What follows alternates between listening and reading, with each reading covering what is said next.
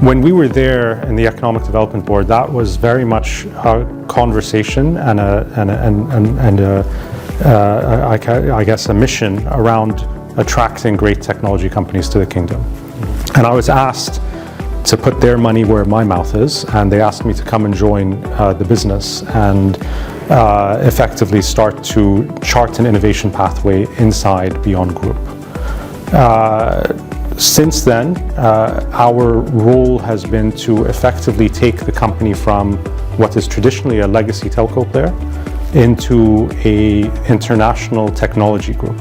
And that comes through a diversification of businesses that you're establishing, as well as through kind of a corporate culture mindset change and innovation practice being developed internally, and ultimately all with the goal of increasing shareholder value.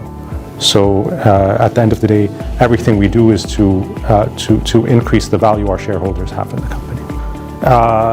When we started the mission, it was more or less around identifying dislocations in the region, identifying where we could do better, identifying parts of the business that we could improve on or that were being underutilized, and identifying ideas that we had internally or externally that we thought were investable.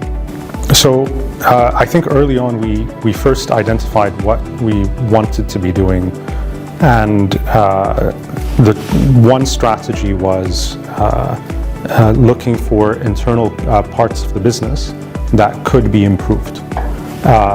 One of them was cost centers. So that was actually our cybersecurity business, was a cost center inside Beyon Group. And we said, you know, it's a great team. They had built a great internal practice around cybersecurity. Could we take them out and commercialize this business? So that business grew and now is, you know, I think 6 out of the top 10 banks in the country use it. So it's a marker of success of taking a team that was just internally a cost center and now is one of our leading teams in the market. I think they were listed by Deloitte recently as the fastest growing cybersecurity company in the region. You look at our solutions business, that was a business that already existed in Beyon Group, but was not really given focus, strategy, or anything else at the time. It was very much a flatlining team. That team grew in revenue within a year and a half by 6 times what it had been flatlining for the last 10 years. So again, just putting the right focus on the right people. And then you look at other things that we did, like Beyon Money. Beyon Money was us looking at the ecosystem and saying, what could we be doing more in financial services to build a scalable product that more and more people would use, that was like a bank, not necessarily a bank, but could scale at a faster pace than banks would in other countries, but have many of the same features that are important to users in each of those markets. Things like investments products, things like international money transfers or cards. And then finally, the very out there innovation practice that we did with a company like Beyon Connect. That was a business we ideated from the ground up, built the business from 0 to 100 with all the IP being built out in Bahrain. We took a big bet and a risk by looking at where we thought the world was going and where we thought governments in the region were going and what they needed.